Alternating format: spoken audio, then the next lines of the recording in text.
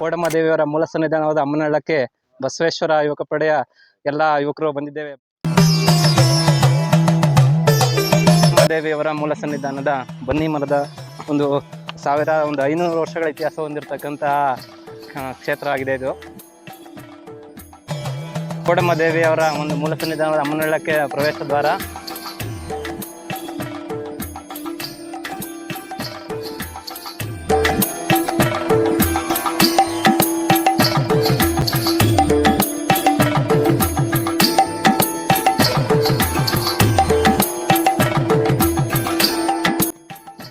ನಿತ್ಯ ಇಲ್ಲಿ ನೂರಾರು ಸಂಖ್ಯೆಯಲ್ಲಿ ಭಕ್ತರು ಆಗಮಿಸಿ ಗಂಗಮ್ಮ ದೇವಿಯ ಪೂಜೆಯನ್ನ ನೆರವೇರಿಸ್ತಾರೆ.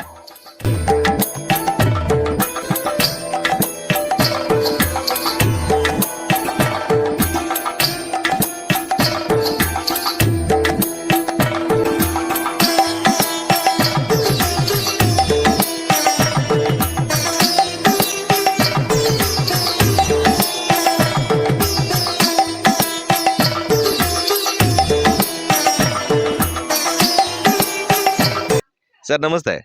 ನಮಸ್ಕಾರ ಸರ್. ತಾವಿಲ್ಲಿ ಎಷ್ಟು ವರ್ಷದಿಂದ ಈ ಸನ್ನಿಧಾನಕ್ಕೆ ಬರ್ತಾ ಇದ್ದೀರಾ ಸರ್? 4-5 ವರ್ಷದಿಂದ ಬರ್ತಾ ಇದ್ದೀವಿ. ಇಲ್ಲಿ ತುಂಬಾ ಜನ ಅಕ್ಕಪಕ್ಕ ಹಳ್ಳಿಯರೆಲ್ಲವ ಭಾಳ ಜಾಸ್ತಿ ಸಂಖ್ಯೆಯಲ್ಲಿ ಬಂದು ಹೆಣ್ಮಕ್ಳು ತುಂಬ ಭಕ್ತಿ ಭಯದಿಂದ ಕೇಳ್ಕೊಂಡು ಮಾಡ್ಕೊಂಡು ಹೋದ ಕೆಲಸ ಎಲ್ಲ ಆಯ್ತವ ಇಲ್ಲಿ ಅಮ್ಮಂತವ.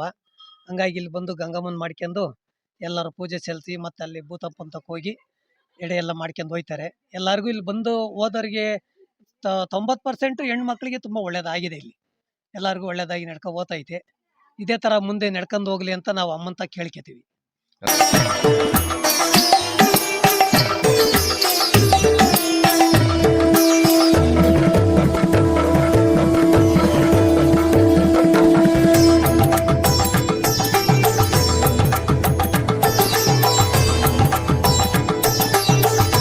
ನಮಸ್ತೆ. ಇವಾಗ ಹೇಳಿ, ಇಲ್ಲಿ ಯಾಕೆ ಎಲ್ಲ ಇದನ್ನ ಈ ತರ ಮಾಡ್ತಿರೋದು ನೀವು? ಇಲ್ಲಿ ದೇವರಿಗೆ ನಿವೇದ್ಯ ಮಾಡಕ್ಕೆ ಮೊಸರನ್ನ ಬೆಲ್ದನ್ನ ಒಬ್ಬಿಟ್ಟು ಎಲ್ಲ ಮಾಡಿಬಿಟ್ಟು ಆಮೇಲೆ ಗಂಗಮ್ಮನ್ ಮಾಡ್ಕೊಂಡು ಆಮೇಲೆ ಮೇಕ್ ಹೋಗೋದು. ಯಾಕೆ ನೀವು ಮೇಲ್ ಮಾಡ್ತಿಲ್ಲ? ಅಲ್ಲೆಲ್ಲ ತುಂಬಾ ಜನ ಮೇಲೆ ಮಾಡ್ತಿದ್ದಾರೆ, ನೀವು ಮಾಡ್ತಿಲ್ಲಲ್ಲ? ಮೇಲ್ ಮಾಡಂಗಿಲ್ಲ. ಹೌದಾ? ಏನು ವಿಶೇಷ ಇದು? ಇಲ್ಲೇ ಮಾಡ್ಬೇಕು? ಇಲ್ಲೇ ಮಾಡ್ಬಿಟ್ಟು ಮೇಲೆ ಸಸ್ಯಾಹಾರಿ ಮಾತ್ರ ಮೇಲೆ ಭೂತಪ್ಪಗೆ ಎಡೆ ಮಾಡೋದಾದ್ರೆ ಮೇಲ್ ಮಾಡೋದು. ಇದೆಲ್ಲ ತಳಗೆ ಆದ್ಮೇಲೆ ಏನ್ ಮಾಡ್ತೀರಾ ಅಲ್ಲಿ ಕೆಳಗೆ? ಇದೆಲ್ಲ ಆದ್ಮೇಲೆ ತಗೊಂಡು ಹೋಯ್ತೀವಿ, ಮೇಲೆ ತಗೊಂಡು ಹೋಗ್ತೀರಾ. ಗಂಗಮ್ಮನೆಲ್ಲ ಮಾಡ್ತೀರಾ ನೀವು ಇಲ್ಲಿ? ಮಾಡ್ತೀವಿ.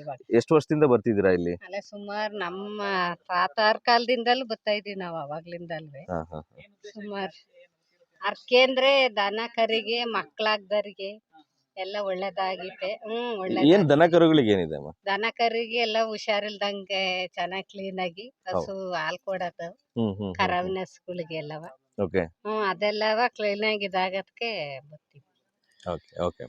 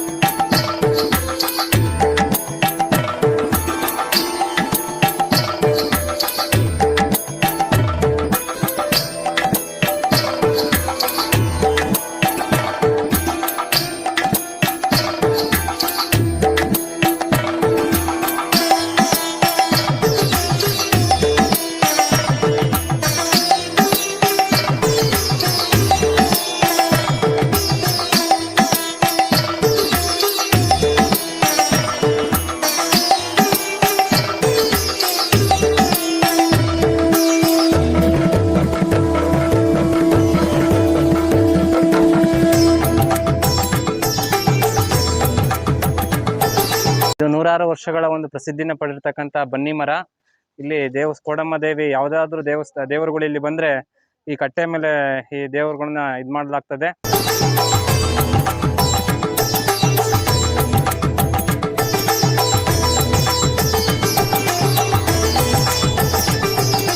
ಇಲ್ಲಿಂದ ಕೆಳಗಡೆ ಬಂದ್ರೆ ಭೂತಪ್ಪನ ಗುಡಿನ ನಾವು ಕಾಣಬಹುದಾಗಿದೆ.